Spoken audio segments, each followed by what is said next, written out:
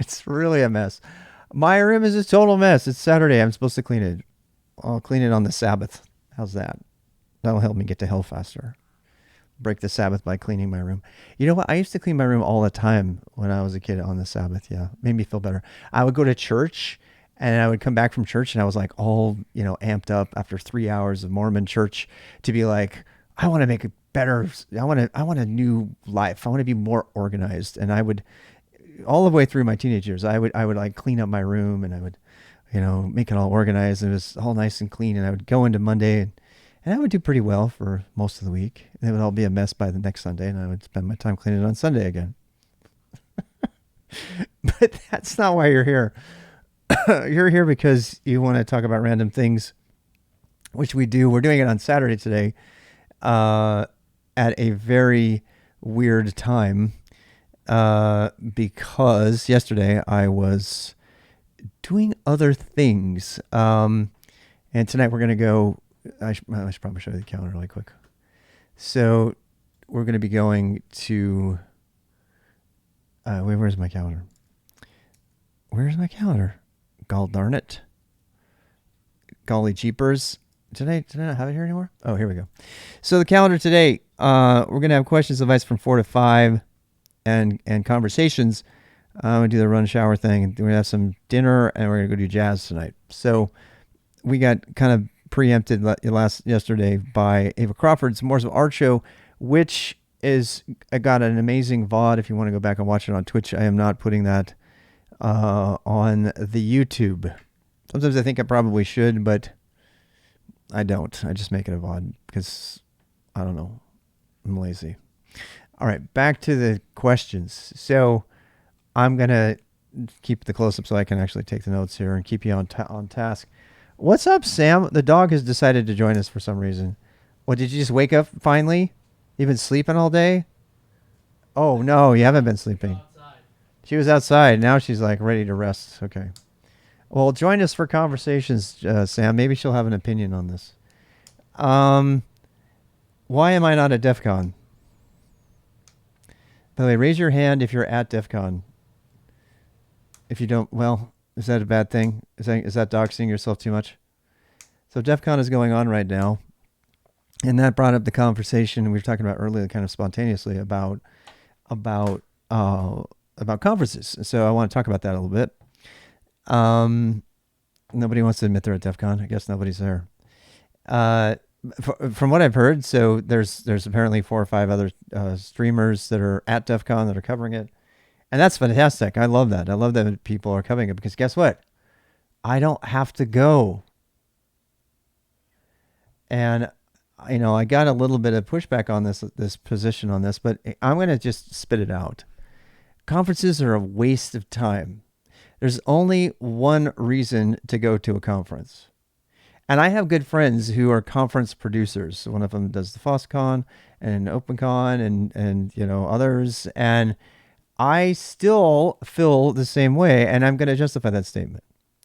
I don't even go to the local Linux conferences that are here. Now, if I were to go, why would I go? Well, to support my community. Well, it's not really supporting your community. I mean, let's be real.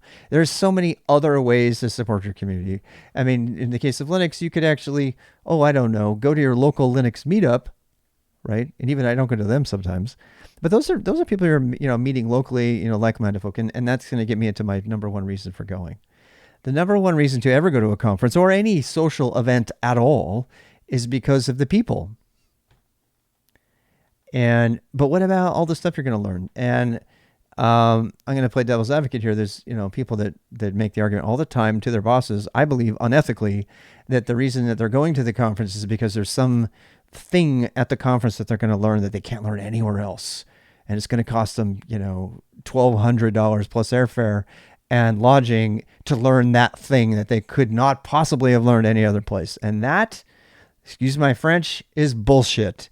There's never been a conference that you can go to. Did you see what she said? I'll show you later. We're doing questions and answers right now on YouTube.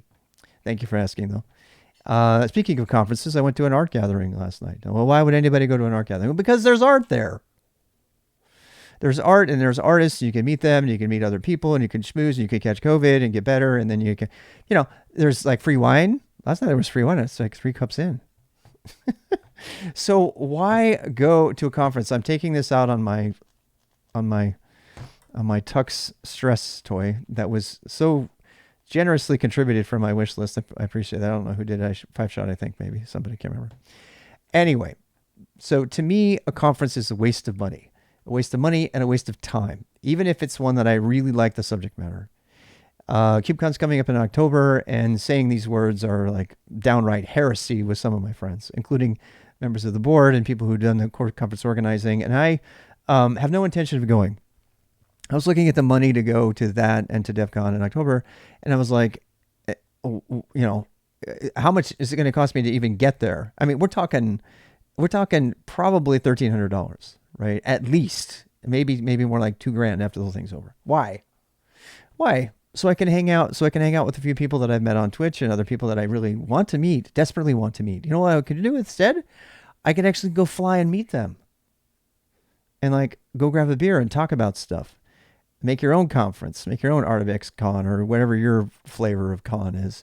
And go to meet people. Why not go to Twitch conferences? I watched 2 days of Twitch conferences, and I was like, at the end of it, I watched the IRL streamers the most, and I actually got more out of watching the conference remotely than I ever would have had I been there. Why? Because the reason I was interested in the conference was not specifically to meet any of these people, and a lot of people go to do that, but my interest in the conference is I wanted to see how all of them were doing their streaming. So I could have 5 people up on the screen at any time, and I could watch all of them streaming at the same time while they're at the conference and look at how their IRL rigs worked and look at their techniques for streaming and all that. And I got way more value out of it for $0 from here. If I want to support Twitch, maybe I buy a t-shirt remotely. Maybe I sub to those people instead.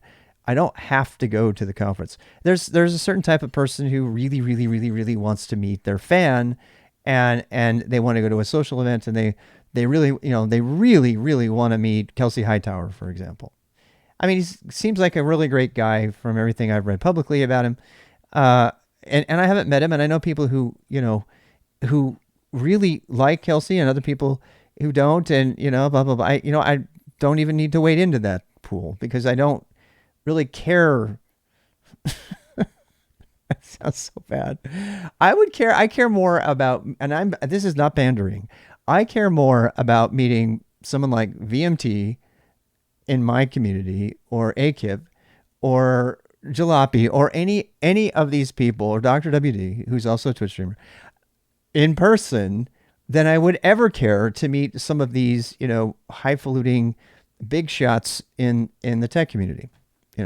I mean, I get, do I want to meet Tony Fa? Yes. Do I want to meet, or Frank, 10X? I'm sorry, you've already doxed yourself. I doxed you again. Or Chris, Chris Nova is somebody as a human being that I would just want to sit with them for hours and just listen to anything they had to say. Right. But Chris is on Twitch. I mean, if I can listen to Chris, I mean, maybe not at a personal level, but I mean, what I'm trying to make the point is you don't need a conference for that, right? A conference facilitates that, but it facilitates it at an extremely high cost, right? The same argument goes for church, by the way, for me. I used to go to church all the time because I could create associations of people that cared about, ending hunger in our community and things like that, even if I didn't care about the dogma of their religion. And I got to meet a lot of people. I used to join a singles group, hang out with a bunch of singles group until I learned some really weird stuff. Those are not stories I can tell on YouTube. Let me just say this. The singles community in Charlotte is very interesting. At least it was in 2010 or something. People are the point. That's what I'm trying to make. All right. People are the point. Right. And if you're going to go to a conference, I just don't think a conference would ever be worth it. Are you going to learn stuff at conference? Hell yeah. You would learn a lot of conferences. I really, really dreamed of going to DefCon 2 years ago. People remember this. I saved my money and I was getting ready to go to DefCon and I was learning my OSCP. You can't even do, I think it's OSEE unless you go to DefCon because they actually teach it there over a week and they have like a big laptop requirement you have to have in order to take it. And I think this is fantastic. I think people need to have conferences, and if you want to go, that's fine. And there's some companies that are going to pay for you to go to conference. When I would actually negotiate with my boss if they were going to send me, I'd say, give me the money and anything you think I'm going to learn there, right? But if they say no, just go and meet people and network. And I can network at a trade show. I don't have to go to a conference for that. And by the way, they'll give me free stuff, and I don't have to pay to go into it, right? You can get as much networking in at a trade show that's got a bunch of people trying to sell you stuff or recruit you than you can this kind of thing. And you'll meet the same kind of people as just for parties, and all the talks are on YouTube. Yeah. And I mean, and that's what we're talking about. So if you're an organizer, please don't be radically offended. If you want to organize conferences, fine. I would challenge you to make sure that everything you put on your conference eventually makes it on YouTube. If not, if you have any, claim to saying you're an open source person, then you really don't belong as an organizer. Because seriously, people who don't put free and open source conference material up on YouTube after the conference is over are fundamentally hypocrites, and I don't want anything to do with you anyway. But and there are highly proprietary conferences where they only talk about whatever Bitcoin magic or something, and it's like, here's your 10 ways, and you're only going to hear about them here, and I don't want to go anywhere near anything like that. This is the only place you're going to learn how to manage real estate and do this, blah, blah, blah, or whatever it is. I don't care to be a part of that. So I've been spending a lot of time on this. I don't want it to sound like I'm hating on conferences, but I kind of am. They make no sense to me. Anything that I would ever learn in a conference, I could learn in 1/10 the time online, particularly if I joined an online community like Twitch or any other community or an IRC channel, and I got to know other people. And I regularly am able to answer questions, and not even stuff I'm looking for, by knowing people from the community. Like, have you thought about this thing? And the thing that I learned every day, every freaking day, just from people in the Twitch community, and is amazing. I got my job from this Twitch community. So, I mean, if you're going to talk to me about networking and the necessity to do it, and you're going to put a $2,000 per conference price tag on it, I'm going to say bullshit. Because how's it going? So because I personally have experienced much better success by networking online through Twitch and through more private channels, meetup and that kind of thing. So that's all I want to say about that. Let's keep going. I imagine you find a better party at a corner pub on a weekend rather than a house full of insurance at DefCon. Not to mention you might get hacked. I mean, it would be fun. I won't lie. There's a part of me that wants to go meet the people who made Cicada. Some of those conferences are fun because they have like this kind of like built-in game going on while you're there. And, it's like DefCon is kind of like one big escape room. Try to make it out of it without getting hacked. So, any advice? That's a good question. Here, we'll add that question if we can, Crispy Fan. We are doing questions and advice and stuff. I'll put you in the list. Okay, we got several others here, but we're gonna go for an hour. We do this every day. Well, that's not true. 5 days a week. But I'll put your question here, Crispy. Okay. Yeah. For the next time, just put a Q in front of it so I can filter automatically. All right. So that's why I'm not at DefCon. Good topics there. I told you about conferences. Here's another question here. Anybody got their hands up in Discord? If you dare, you can come join me on the Discord, where you can participate and be recorded for time posterity on the YouTubes. So let's see. What do you think of so-and-so? Do you like them? All right. So this is, please don't say any names. Okay. Please don't say any names. I'm going to ask you, you know what? I'm going to turn chat off for a while because I don't want people to even attempt to go here. All right. So how much time we got? So I get this question all the time. Sometimes directly, sometimes indirectly. And first of all, I want to say that the so-and-so in the question, what do you think of so-and-so, is there for a purpose, right? Because I get asked this question. Most recently it was about, well, I can't say, but I get asked questions about, figures, public figures, of all types. Some of them are big YouTubers, some of them are Twitch streamers, some of them are, gods in the academic world or the computer programming world. And, and I'm going to try to generically answer this question without getting into the specifics of each person. I believe the right way for me to answer this question would be to answer it on for every specific person. And I'm not going to BS you. I'm going to tell you, what I think and why I disagree or whatever. I'm going to try to do it respectfully, but sometimes I don't. And I, just say so-and-so is a moron or something like that. And if I've done that, I apologize. That's not the right way to go about it. But I think it's really important that in general, okay, in general, if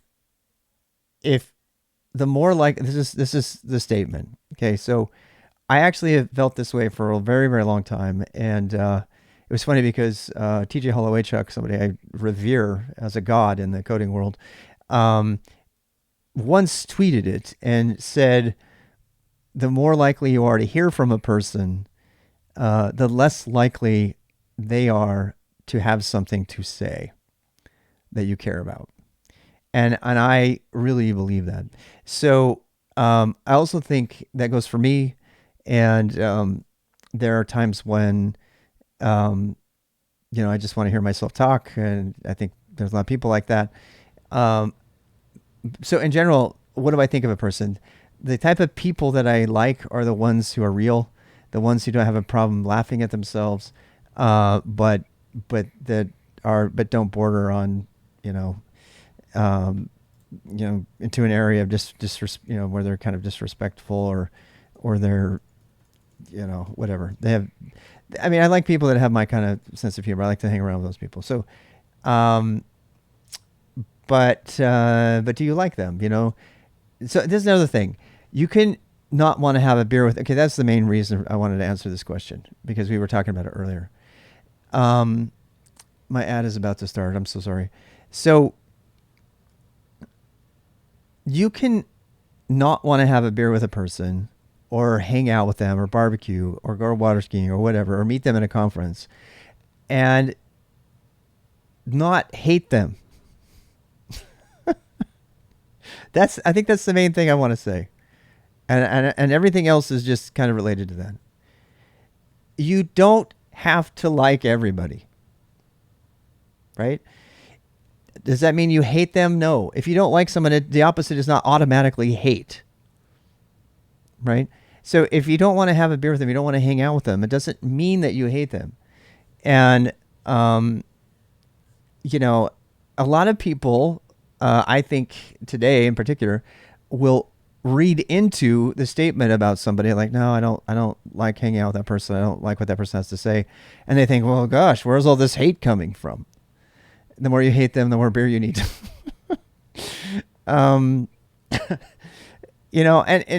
this is, it's complicated, but I'm not trying to, sugarcoat this. There are people that I strongly dislike that I don't want to ever be around, that I would find myself, gritting my teeth the whole time they're in the room because they're so annoying to me. To other people, they're really fun. They're really fun and happy and intelligent and educated and that's great. That's great for them, but they're not the person that I want to be around. It makes me absolutely crazy. And so this kind of goes with the conference thing, right? I mean, when you go to a conference, you have to be around people that are going to behave in a way that you might not like. And you might be somebody who likes people. I do like people, but you don't want to be around certain people all the time. And here's the thing. You have the choice. You don't have to be around them. There's no commandment from any religion that says thou shalt like everybody. You're supposed to love them. It doesn't say you have to like them, though. So you're not supposed to hate on them, and you're not supposed to punch them or murder them or sleep with their wives or whatever, but you don't have to like them. You d- you don't. You don't have to like them. I'm giving you permission to not like people. How about that? All right. And but that's not hate, and I don't want people to misinterpret not liking somebody with hate. Um, why would you do that? That's exactly why I turned my chat off. So anyway, this is why um, I want people to understand that that it's okay to not like somebody, and it doesn't mean you hate them.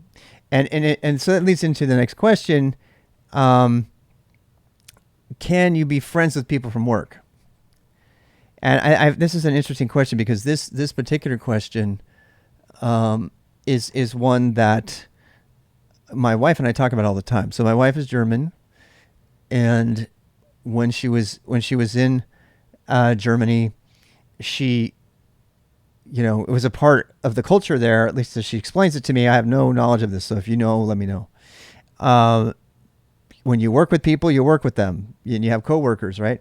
You have coworkers, and then you have people that you don't hang out with, and they're usually the same people. You have people, you have social clubs, right? So, and it's the same thing for school, apparently. If you're German, please chime in here, right? If you're German, and can I turn the chat on, Frank? Are you going to be good?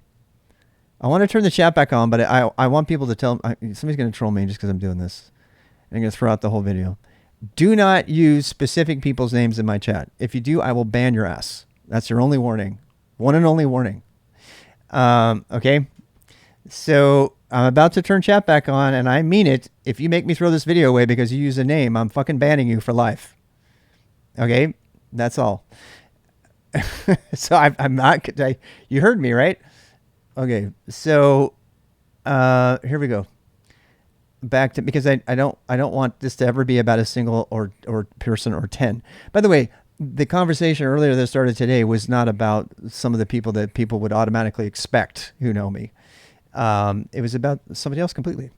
So I think that's important. We talked about also the whole Buddhist principle of loving your enemies, but because they teach you about yourself. And I'm turning chat back on. And that was one of those cases, right? So, whatever. Yeah. All right. I'm a bad person. I don't know. We're going to talk about that later. Working with the same. Let's talk about the next topic here. So,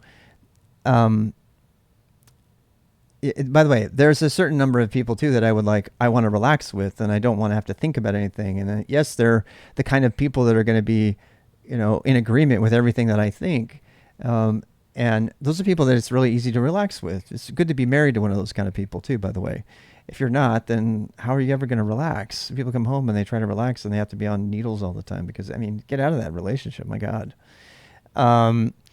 So anyway, how about at work? If you're German, and apparently, according to my wife, if you're German, then you have coworkers and you have like soccer club, football club people, and you have, which are, by the way, separate. And, school does not mix with physical activity clubs or anything like that. They don't mush it all together like they do in America. And the same thing goes with so you have professional relationships and you have personal relationships, and they're not the same. And it's there's much more of a distinction between them, apparently. Opposites. When you're young, you're attracted to your opposite, and then when you get older, you're attracted to yourself. You just want to marry yourself. So can you be friends with people from work? This is something that I think is distinctly American. I don't know this for sure. I have no data to go on, but for some reason, Americans have this obsession with, I can't have friends unless I work. And there have been surveys through the COVID thing that have come out that have shown that people don't have,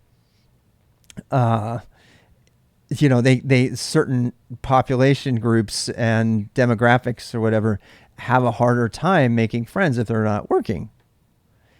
And in my historical, one of my best friends ever from work, I'm going to call him out by name, Brent. Brent, I love you, my dude. I haven't talked to Brent in more than a decade.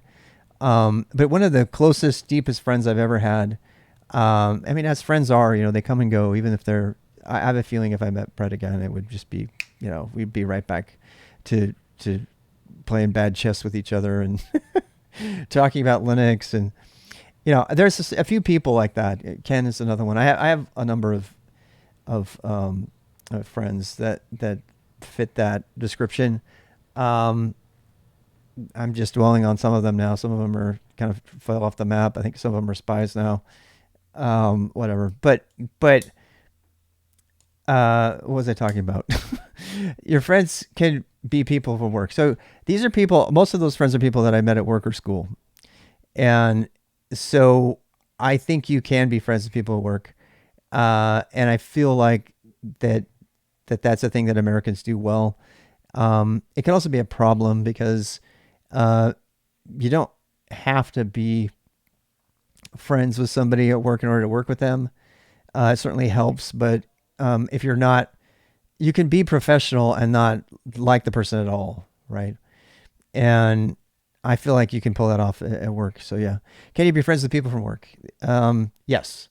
Should you be friends with people from work? That depends on you.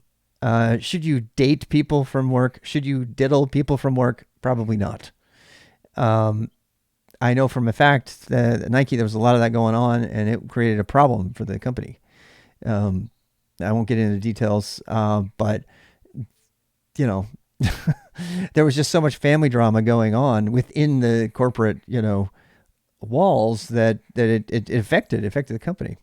So that's not good. And I would really have a hard time. I mean, so many people meet their lifelong partners at work that it's really hard for me to say don't date people from work. But I don't have an answer from you, because I don't have an answer for you on that one. I personally think it would be a really bad idea. But if I met somebody from work that I was like really, really into and just was like, I would not care, and I would go for it. And I would write them a big old word vomity email inviting them to dinner or something. And I would say, hey, I know, blah, blah, blah. And I would, but you're putting your job in jeopardy if you do that, because if you're working with them and then it goes south, then how mature can you be about the whole thing? Are you going to be able to still work with them even though they totally rejected you, blah, blah, blah. So I don't have any advice there. I've never dated anybody from work. I was sent to the Olympics with a very attractive woman while I was married, and for a full week and a half, and we were 100% professional the whole time. And she was amazing. She's an absolutely amazing human being, but I had no attraction to her whatsoever in that way. And I'm saying that honestly, and people know that I've already confessed to many other indiscretions that I have no problem talking about. And I'm telling you that this particular person, we had the most amazing event, and and the work that we did together was just really amazing, and it was really exciting, and we were able to keep it completely professional. And frankly, I didn't even. It wasn't that she wasn't attractive, even. It was just I was in a different frame of mind, and I feel like that should be the goal. And you can always change your job, yeah, if you wanted to try to do that. So do they just say last name, or is it super formal like Mr. and Miss? I've heard they do Mr. and Miss in Germany. Works to me, when you work with someone, they always use first name. You want to go to a pub with the workers. Yes. See, Frank, aren't you from, you're not from America, right? Do you mind saying so? We're going to go to the dog book. We're doing questions and answers right now. Join the team. We're actually doing a thing that's going on YouTube, so careful what you say. So yeah, from what I've heard, yeah, that's another thing my wife just told me. She said that everybody says Mr. and Mrs. It's like professionally, you always do that. And she actually, it's interesting you'd say that, because she specifically said that creates a distance, a respectable distance between you and your coworkers that actually adds to the professionalism of the work environment, and that was a noted distinction from America. America were like, hey, yo, what's up, bro? And they're like doing their thing.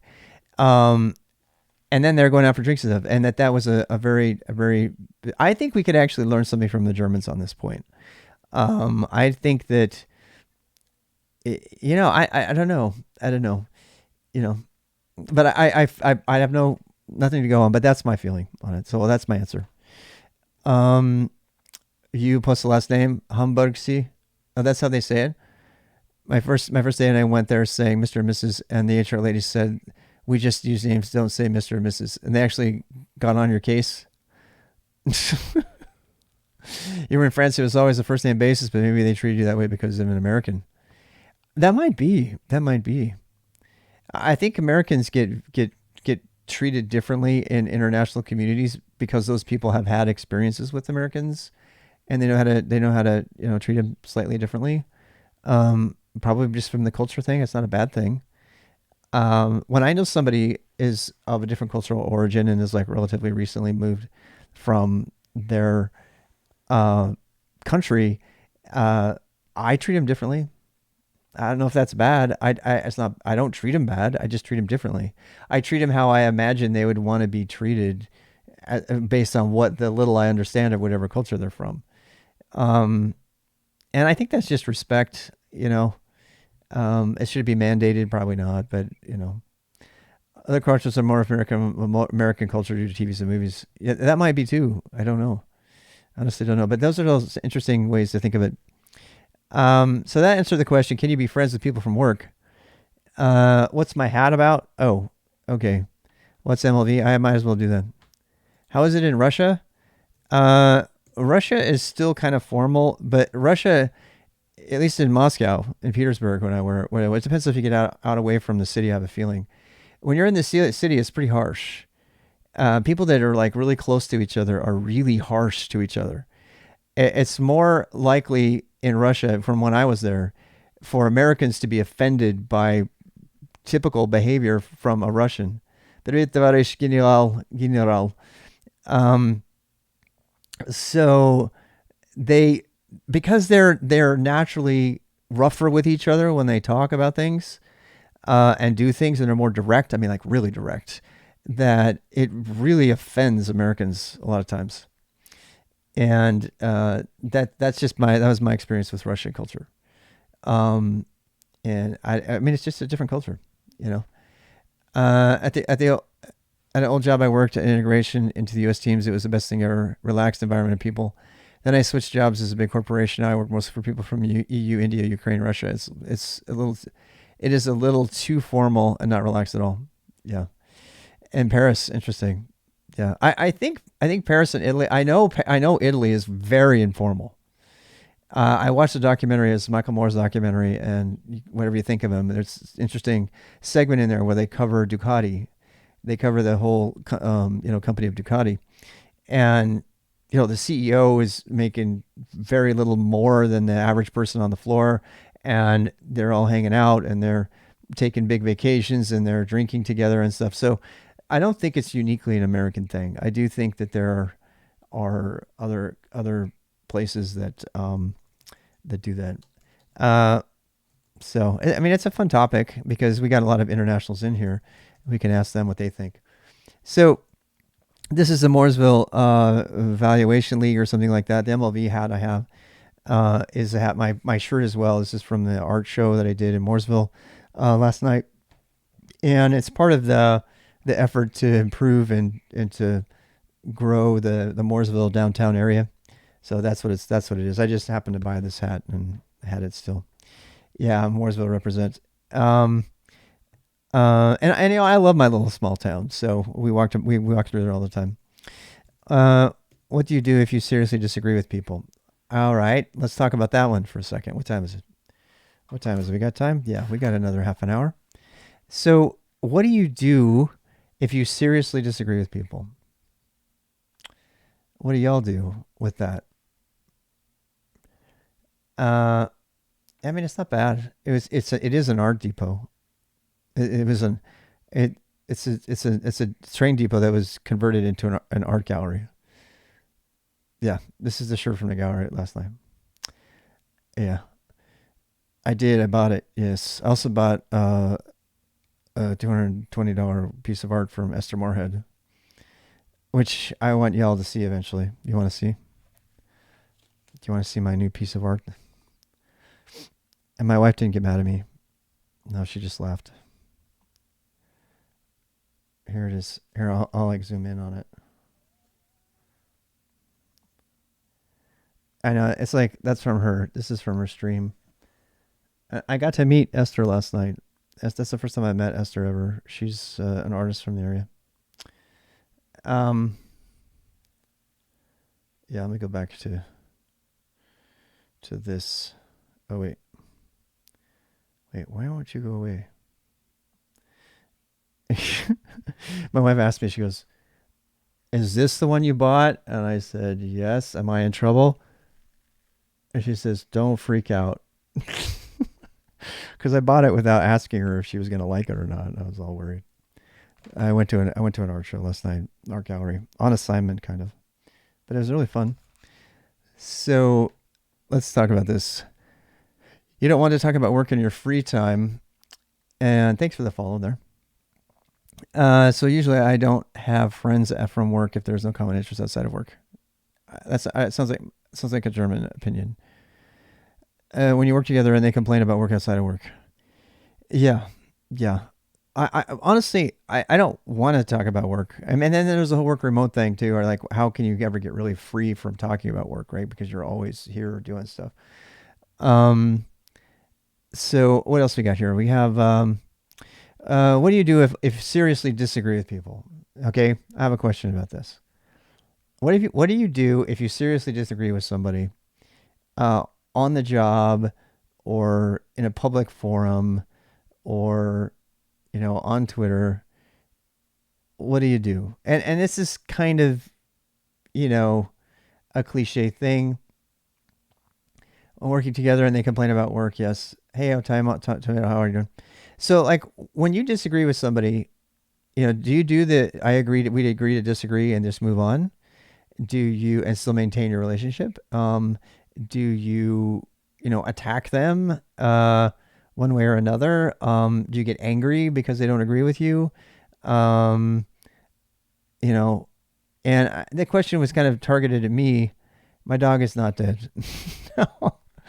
No, she's just lazy. And she's a dog. Right, Sam? Right, Sam?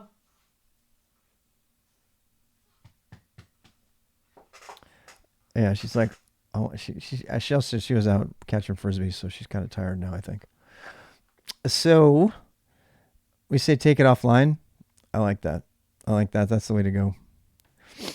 Is my dog dead? I'm going to put that question in here too. Is your dog dead? All questions are allowed, I guess. So you should take it offline. Oh, she heard me say dog. She's just yawning. She's taking a Saturday nap. Again.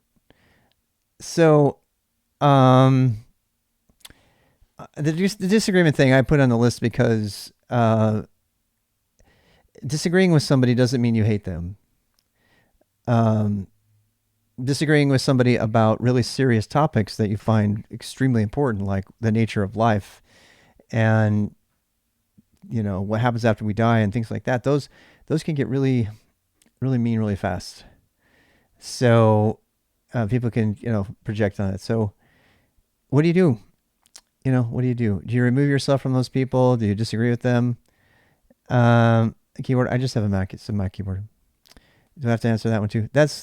What do I do when I disagree with people? I try my hardest to not call them a moron and disagree with them respectfully, and to try to put my disagreement on paper or written digitally somehow, so that if I disagree with them, they can read why I disagree and we can stick on the topic and not attack the person. And I have failed many, many times at doing this. And every time I fail and I let the disagreement become personal, I regret it. And I do it all the time. But that is what I aspire to do, is to be able to. It's also why I don't participate in Twitter debates anymore, because there's no time to have a conversation. So you just end up throwing crap at each other and nothing happens. So that's my answer for that. What keyboard do you have? Keyboard. do you have? I have an MSI membrane keyboard from right here that I do my gaming on. It's actually a Red Dragon. It's not. It's not a very. Um, it's not a very like competitive keyboard. I'm casual and proud, as they say, when it comes to gaming. But this is a membrane keyboard. I detest mechanical keys. I joke all the time that if you use that mechanical keyboard next to me in a cubicle, I'll beat you to death with it, because I just hate the clickety clack. And this is not a clickety clack keyboard. This is just thing. And this is my Mac keyboard, which I use on a Windows box, which is running Linux, because who cares? This to me is by far the best keyboard ever made. This is the soft chiclet keys, not the chiclet keys, but the soft keys. The Mac Extended keyboard. This is hands down the most comfortable, intense keyboard I've ever had. I think it's important to mention that journalists and people who write for a living, they use this keyboard. They don't use the mechanical keyboard. They wouldn't be caught dead with a mechanical keyboard. And so that's why I use it. I don't put a pad under here. I've learned to just put like a yoga towel because my hands sweat.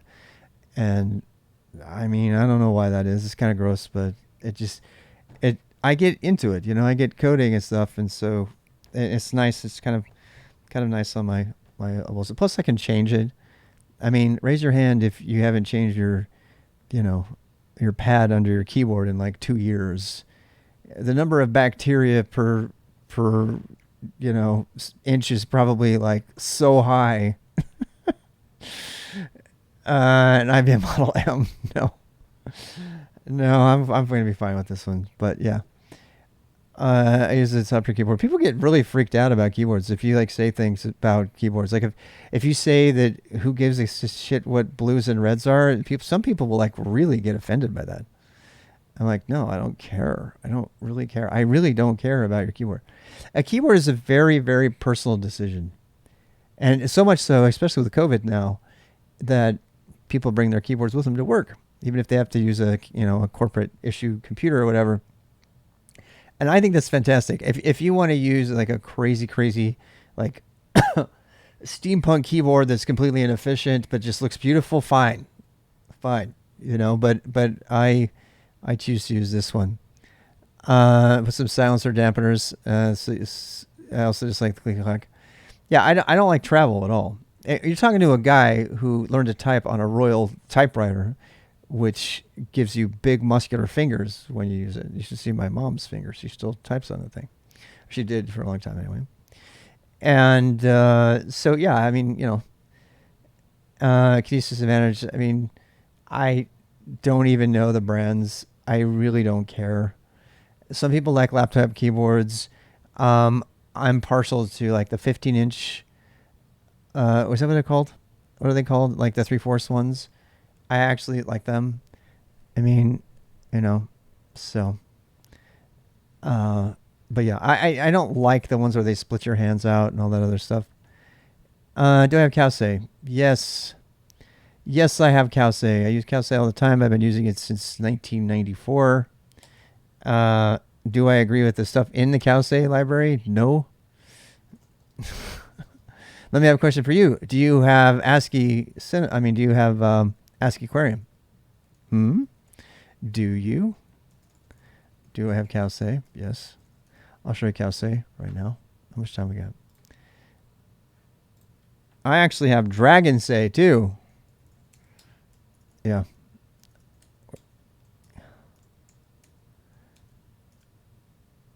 Oh no.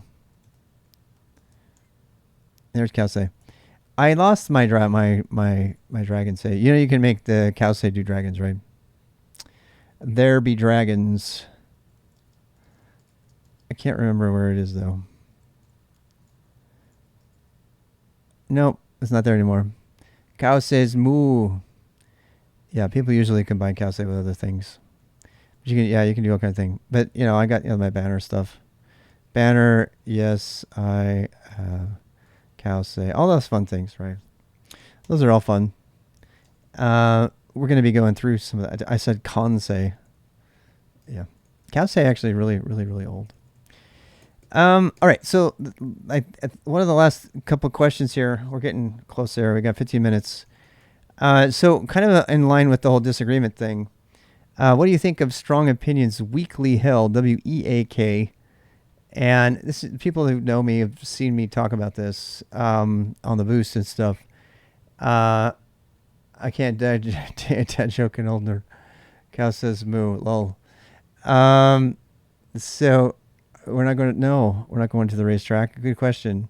No, I haven't talked to my stepson yet. I told my wife to talk to him. So, strong opinions weakly held. Strong opinions weakly held is kind of a thing that came out of Silicon Valley, I think. And it means simply that it's okay to have strong opinions because that means that you've researched those things and spent time arriving at those opinions. And weakly held means that when given new information that you'll happily change your mind and do that. If anything, I do it too much. I've been called Flip-Flop Rob because I go back, my people that I mentor, that I love, have called me that as a nickname because I so frequently will flip-flop between GitHub and GitLab, GitHub and GitLab and all that kind of thing. Because there's new information all the time. And a lot of times in technology, there are competing technologies that are running neck and neck to be the better tool for the job. And I think it's mandatory in this industry to follow the strong opinions weakly held. And sometimes it means weakly held, WEEK, because you need to change weakly held opinions. Yes, I do. And so, I mean, these are just, that's my answer. My answer is I think that you need to do that.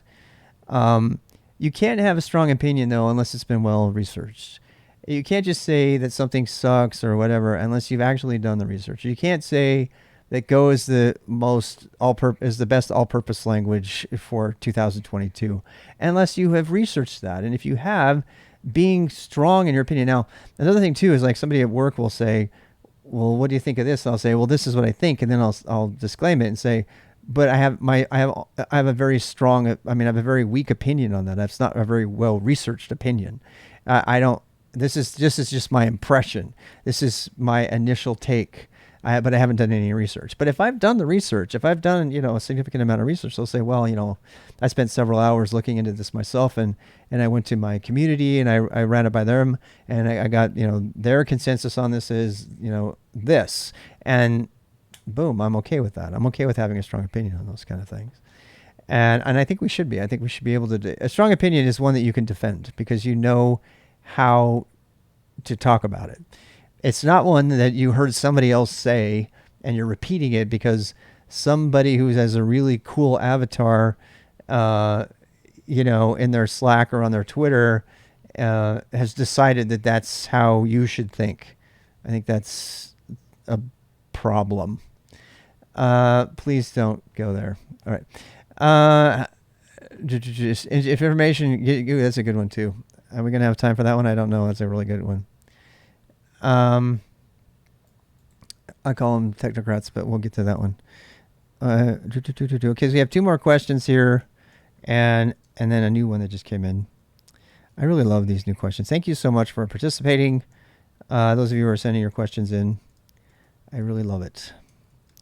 All right, so it's a big long one though. So how do you document an agreement on tools used on a project? Especially between different teams. I'm trying to make that easier within my company. At the moment, it's just a big Word doc with a lot of text in it. And the answer I can give you to that is pretty simple. Markdown in a Git repo. And that is my answer to that. The reason that I think first of all, I think Markdown should be the universal standard for documentation, period, of all types. And I very specifically think that you should use a slimmed down version of Markdown so that you can accommodate the most people. And I've actually written about this, lang/MD. There's the link at rwx.gg/lang/MD. And you can read about what I feel about Markdown and how you should deploy it and use it in-house and etc. So having said that, Um, I think it is going to be hard for some people to get used to GitHub, but a Word document is not going to cut it. Neither is SharePoint. The place that I currently work at insists on SharePoint for everything because apparently everybody can use it. Well, they can also learn Markdown. So I have a very techie opinion on this particular thing. I think every knowledge worker on the planet, including people who have administrative tasks who don't do code or whatever, should learn minimal Markdown. Here's why. It's supported to some degree in Slack. It's supported 100%, almost 100% in Discord. It is an international standard for writing that doesn't have any dependencies on any vendor whatsoever, and can be used and documented as it is. And it already has a syntactical, meaning to it. Full disclosure, the knowledge exchange grid, the rethinking of the World Wide Web that I've been working on and thinking about for years, is 100% based on a stripped down, codified version of Markdown that anybody could learn. Literally anybody. I could teach it to my stepson in 20 minutes. And I think that that's what you should use. I think it's really important that we move away from standard. For example, when I was starting to write one of my books, it became clear that if you wanted to submit the book, you had to submit it in Microsoft Word format. And that was so annoying to me. And the tool that I used at the time, something called Scrivener, would export to Word, but it didn't play well with factoring and moving stuff around and everything. But to this day, the publishing community is still really, really tied to Word. And I think that's a horrible travesty because it's so proprietary and so broken and so overly complex. And if you need to have pictures and stuff, you can embed, minimal JPEGs and thing into a Markdown file. And you can still make that documentation available at a higher quality if you want to later on. If you want to have somebody really go to the work of putting together a pamphlet or a publication of some kind, which is a bad idea because it's going to be outdated as soon as it's published. Let's see, you're working on a code base with billions of packages. They had zero documentation, and then wondered why it took me more than a week to get familiar with the system. Get as Markdown as the local links to other Markdown files. Yes, that's a major annoyance, and I have wrestled with that a lot. I use GitHub as my source of documentation because it renders automatically, and therefore I use GitHub flavored Markdown without I banish HTML from anything that I do except for comments, because it's just not compatible across the board with other things. But the knowledge exchange grid I'm working on is would just use Markdown that actually resolves the links properly. And then you have to deal with organizing the data. And organizing the data is a totally separate question, right? Personally, I think using the Zettelkasten approach from Luhmann, Nicholas Luhmann, who invented this, is the best, even for a team. I've never successfully been able to see it deployed in a team setting. Teams seem to still want to organize the docs into hierarchies, and that inevitably fails because the hierarchies break down and organization changes, and so it's kind of a give and take.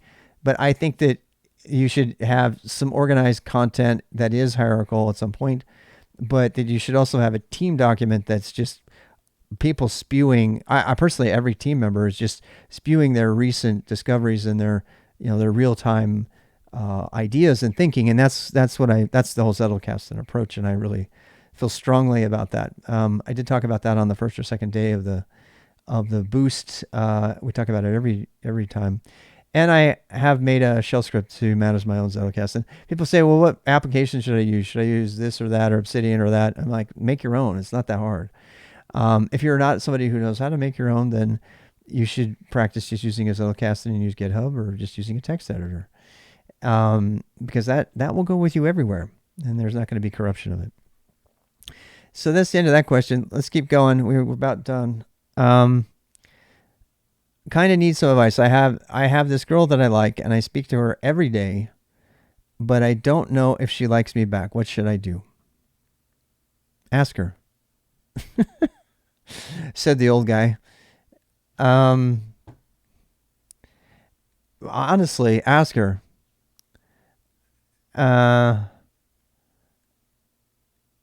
Is the gnome based on a video picture? No, that's a good question though. I'll answer that one later for you. So, yeah, the best thing you can do is just to get to know the person, right? There are a lot of people in that have a problem reading signs and communication and from a girl and all that. It's the age-old problem. How do you know somebody likes you? I remember back when I was really young, it was always, ask somebody to see if she likes you or not. And that's what happened. I remember a girl named Brooke that I won't dox that I actually shot metaphorically in the assassination game back in the 1990s. We could never play this. This was the 80s actually. We played a game called the assassination game in our school. Can you imagine doing that today? Can you imagine? Can you imagine everybody in your school running around with simulated guns, trying to shoot each other to get their tag card, the assassination game tag? They made a movie about it and everything. I mean, there's no way you could do it. People would be splattered all over the walls everywhere because of all the cops or something. I mean, we used to do that, and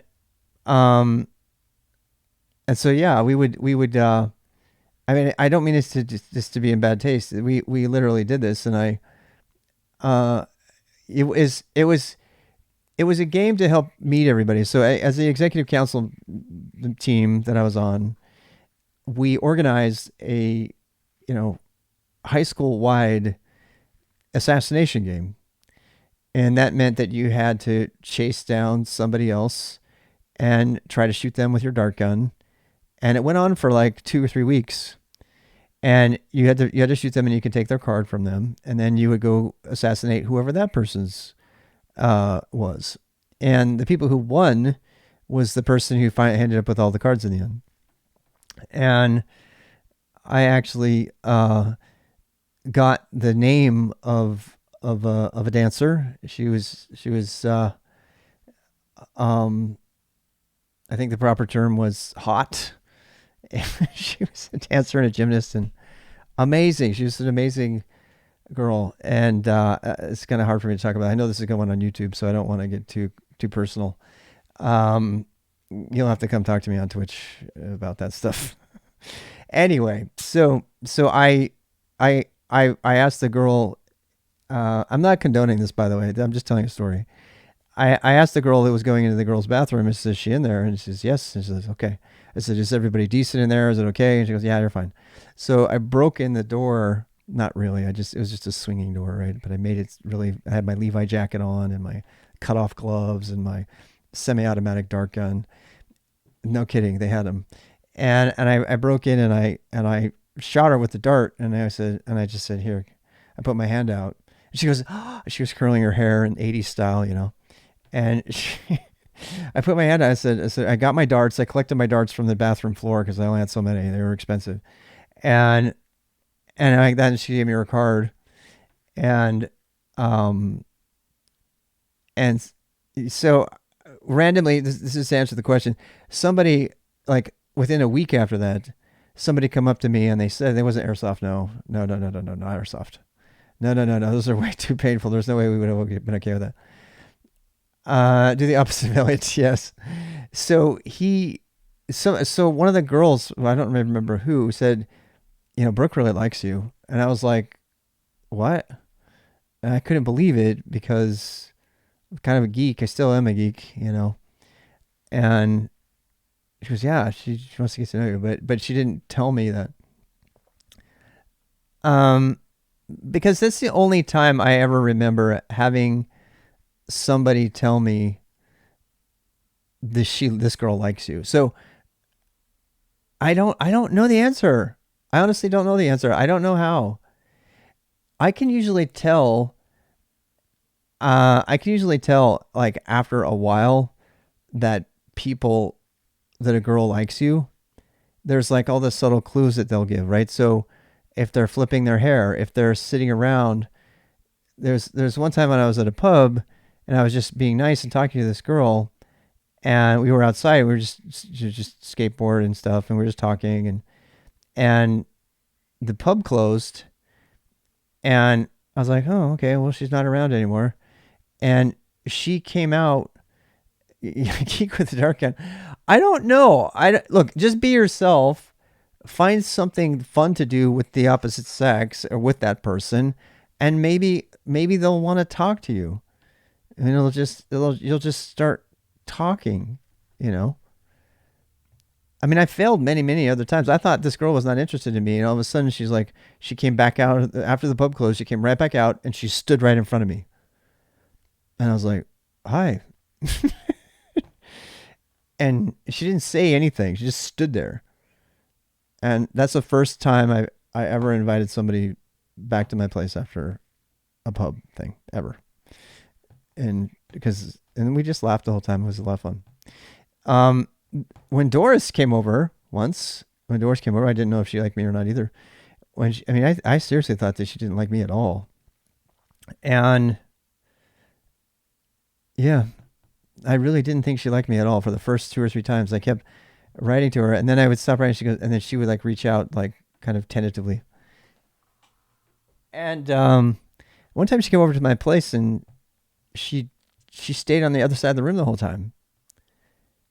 I mean, the whole time, and we've been like, you know, seeing each other for a while. We hadn't kissed her or anything yet. And she went on the other side of the room. And I'm like, this is really awkward having a conversation with Doris across the room. I mean, it was a small room, but you know. And later, true story, later she came to me and she said, I didn't want to blow this by sleeping with you early. And I knew that if I got close to you that night, that we would have. And knowing her now, I can tell you, because I just know so much more about her now. But at the time, and that was kind of nice. But it took me like 5 years later to figure that out. After even after we were married, she goes, that's why I didn't want to do it. I'm like, are you serious? You don't mean that really? I was like, no. She goes, I wanted to hold off on, because the thing about dating, if there's one thing about dating, the advice that I'll give everybody out there, if you're doing the dating thing, don't sleep with if you really are looking for a relationship and you're not just trying to hook up and then move on to the next person, which is totally fine too, if you want to do that, as long as you do it safely, by the way, which I have not done in the past. I don't want to talk about that.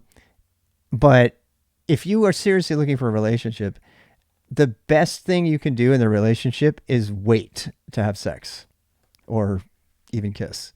Because the longer that you wait, the more you get to know the person before your hormones take over. And once your hormones take over, you will rose color everything. You'll suddenly think they're the best, soulmate, and they're the perfect person for you, and all of this stuff. And you'll make up lies to tell yourself because you want in that other person's pants. I hate to put it that way. That's just the nature of nature. Yeah, as soon as you start doing the sex, and then the problem is that it's not that the sex is bad. It's definitely a part of the relationship. It needs to be there. You need to be able to have good sex with a person, I think, if you want to have a relationship. Some people are asexual. I know some people that I very much respect who are totally asexual. And why is it good to wait? It's good to wait because even though you're still going to be driven by hormones, I think it lets you get to know the person more, and it lets you kind of like, you basically, you have to find things to do that aren't sex or that aren't leading up to sex. Right. So what aspect of a relationship? Yeah. The psychological stuff of a relationship is absolutely crazy. Plus, yeah, the anticipation is even better. Right. And which can be bad and good, right? Because you're kind of nervous. Am I going to be a good performer? Blah, blah, blah. Look, if you're sexually attracted to the person already, you're ahead, because there's a lot of people, by the way, don't just write off people that you're not sexually attracted to right off the bat. I tried and failed many times to try to date people that I was not sexually attracted to because I kept telling myself, I'm sure they're a good person. I'll get sexually attracted to them eventually. It never happened. And I had to own it up. I said, look, I wrote it in my journal even. I'm like, it's okay to say that you need to be sexually attracted to your partner, at least at some point in your life. When you get older, the sexual attraction kind of wanes a little bit, and there's other things that are more important. And that's largely a biological thing, in my opinion. I don't think it's bad. There's still, plenty of sexual attraction in my relationship, but it's not the thing that drives you when you're 20, right? When you're a man and you're 20, whatever. What are you doing putting stuff on my screen there? Jalape's trying to get me to stop so that we can go eat and watch jazz and all the other fun stuff that we do. It's late for Beer 30. Well, we are late. We're 5:06, so we're supposed to be done about 5 o'clock. So the last question I have here, actually two last questions. Look at these really quick.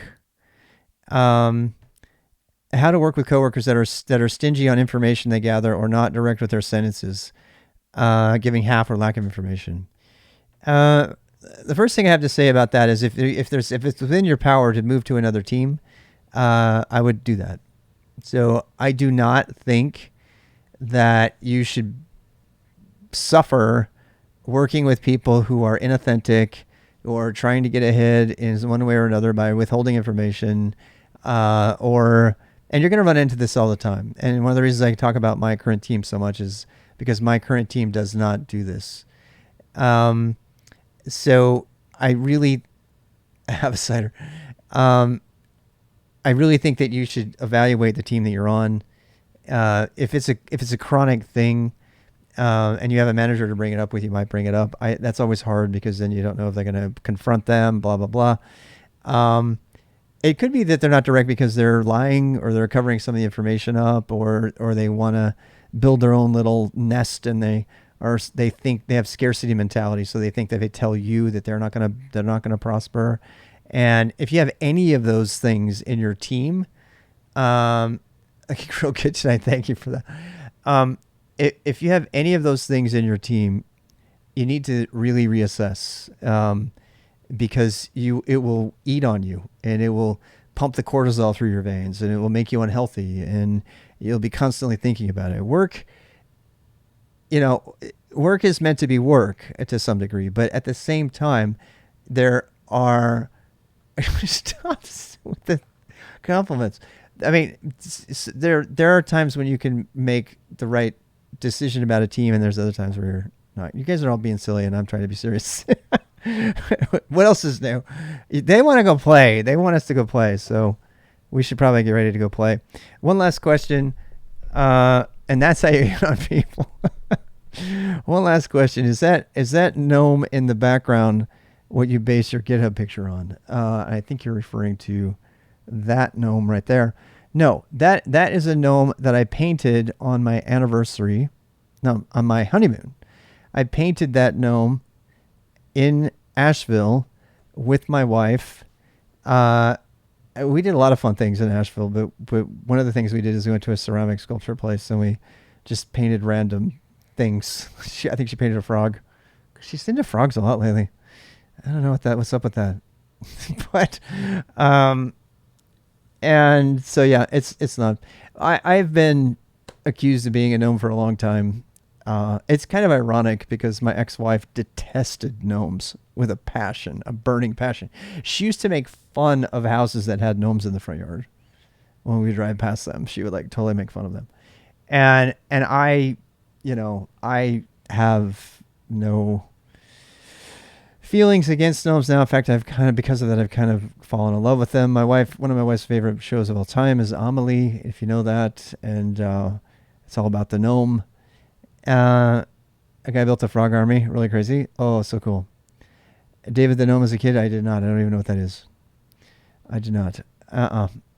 My wife is way into the gnomes. Of course, she's German too, right? And she collected Smurfs. She had a huge Smurf collection that she doesn't have anymore. I wish she had it. Oh my God, it would be worth so much money. So no, the gnome thing came because my wife made me a gnome hat, and she was working at Target, so she was taking pictures, and she had me wear the Target socks and the Target pants, and so she took that picture because she was doing merchandise marketing stuff on social media, and they went with it. That picture of me is actually in the main feed for Target, because they thought it was funny. It was Christmas time, and she needed that hat. I ran with that hat too, by the way. So it is GNOME based. It is. Ironically, I do like GNOME. Like GNOME, the desktop. Yeah. So, yeah, lots of good times. My friends, I think this is it for me for tonight for this like fancy, stuff. Sam, what do you think? Sam, are we done?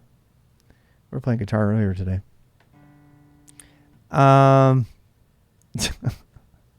Today's are getting restless. They really are, and I have to have a shower. So we're gonna stop this right now. I'm actually gonna leave the stream on. I'm just gonna stop the recording. Okay. So if you're on YouTube, bye. Sam, see you soon.